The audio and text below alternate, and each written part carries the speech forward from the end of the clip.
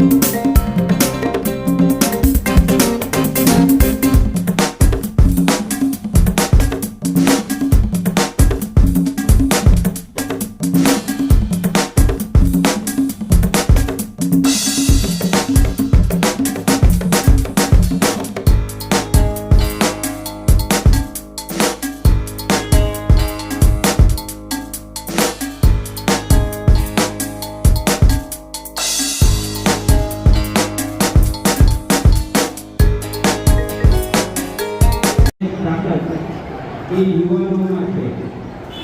આ વડીલોએ તો સમાજ માટે ખૂબ સંઘર્ષ કર્યો, પણ જે આવનારી પેઢી આપણા યુવાનો છે એ યુવાનોને આમાં જોડાવવું અને સૌ પ્રથમ પહેલાં તમારું કર્તવ્ય તમારા ભાઈ તરીકે તમને નમ્ર અપીલ કરું છું, સૌ પ્રથમ પહેલાં તમારું કર્તવ્ય તમારા સમાજના સંગઠનને મજબૂત કરવાનું છે। જે કુળમાં આપણે જન્મ લીધો હોય એ કુળનું સંગઠન કોળી સમાજનું જે સંગઠન એ કોળી સમાજના સંગઠનોમાં મોટી સંખ્યામાં આપણા યુવાનો જોડાય,